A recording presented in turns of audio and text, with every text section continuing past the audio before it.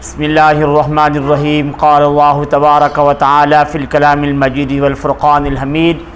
ومن اعرض عن ذکری فإن له معیشة ضنکا ونحشره یوم القیامة اعمی۔ صدق اللہ العظیم۔ اللہم صل وسلم دائما ابدا علی حبیبک خیر الخلق کلہم۔ عزیزان گرامی، آج ہم ایک بہت باریک نقطے کی طرف آپ کا دھیان دلانا چاہتے ہیں۔ نقطہ یہ ہے کہ کچھ لوگ کہتے ہیں جی فلاں آدمی ہے، وہ قرآن کو نہیں مانتا، اللہ کا ذکر نہیں کرتا، نماز نہیں پڑھتا، قرآن نہیں پڑھتا، احکام شرع نہیں مانتا، لیکن پھر بھی وہ خوشحال بھی ہے اور اس کے پاس دنیا کی دولت کی فراوانی بھی ہے، اس کے پاس بینک بیلنس بھی ہے، جو دنیا کے لوازمات ہوتے ہیں وہ سب سے بیسٹ اس کے پاس ہیں، اس کے پاس جائیداد ہے، مربے ہیں، کوٹھیاں ہیں، وہ سب چیزیں ہیں۔ جبکہ قرآن تو یہ کہہ رہا ہے کہ جس نے اللہ کے ذکر سے منہ پھیر لیا ہم نے اس کی معیشت کو تنگ کر دیا۔ تو آئیے ان سوالوں کا، سب سوالوں کا جواب دیکھتے ہیں کہ اس سے پھر کیا مراد ہے کہ جس نے ذکر سے منہ پھیر لیا اس کی معیشت تنگ ہو جائے گی۔ آیا معیشت ضنک سے کیا مراد ہے؟ کیا اس کی ظاہری معیشت کم ہو جائے گی یا اور کوئی بات ہے؟ تو اس حوالے سے امام فخر الرازی رحمۃ اللہ تعالی علیہ اور دیگر مفسرین کرام اور احادیث کریمہ سے اس کا جواب ڈھونڈتے ہیں کہ وہ کیا فرماتے ہیں۔ تو پہلی بات کہ معیشت ضنک یعنی اس کی روزی تنگ ہو جائے گی، معیشت تنگ ہو جائے گی، اس سے مراد صرف مالی تنگی نہیں ہے، بلکہ امام فخر رازی، امام قرطبی اور ابن کثیر اور دیگر مفسرین فرماتے ہیں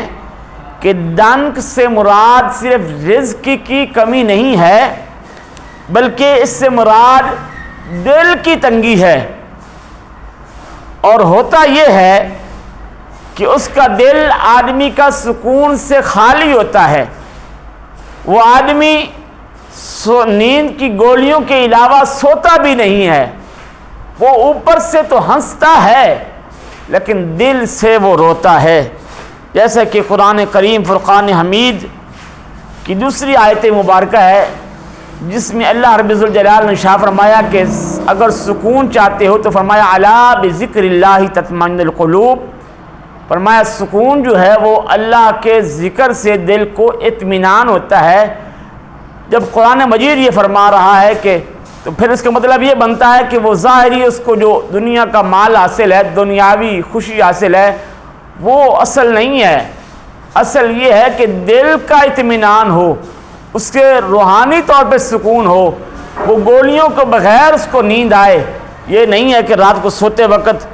وہ نیند کی گولیاں لے اور پھر اس کو نیند آئے، نہیں، جو ذکر اللہ کرنے والا ہوتا ہے وہ کہیں بھی سو جائے اس کو پھر گولیوں کی، نیند کی گولیوں کی ضرورت نہیں پڑتی۔ اور دوسری جگہ کہ قرآن مجید فرقان حمید برہان رشید میں یہ ہے کہ دنیاوی نعمتیں جس کے پاس ہوں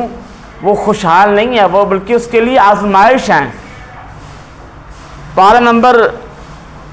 7 ہے سورہ نعم کی آیت نمبر 44 ہے، اللہ فرماتا ہے فَلَمَّا نَسُوا مَا ذُكِّرُوا بِهِ فَتَحْنَا عَلَيْهِمْ أَبْوَابَ كُلِّ شَيْءٍ فَأَخَذْنَاهُمْ بَغْتَةً فَإِذَا هُمْ مُبْلِسُونَ۔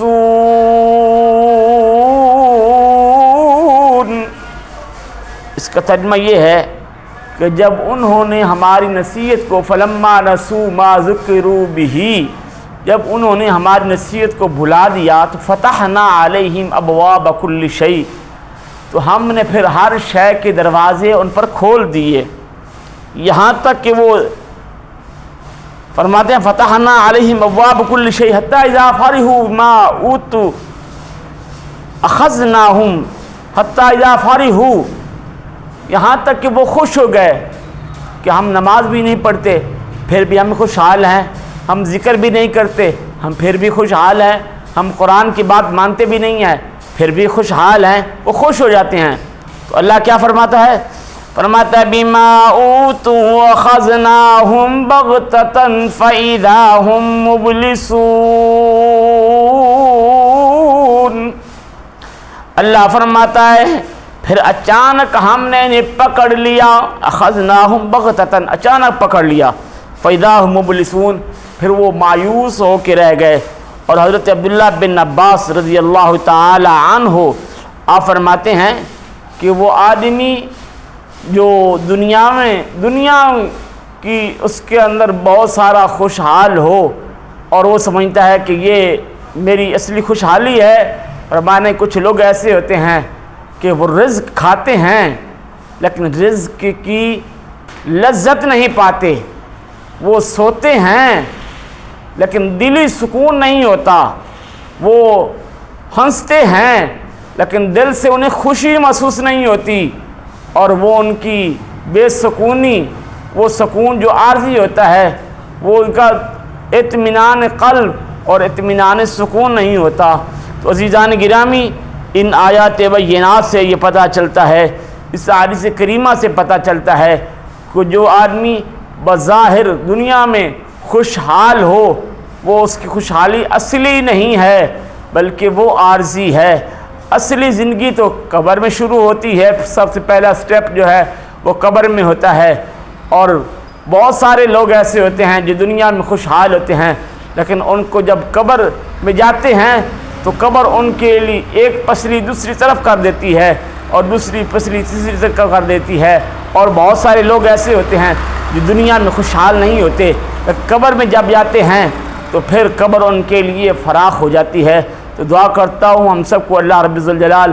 دلی چین اور سکون عطا فرمائے، آمین بجاہ نبی الکریم۔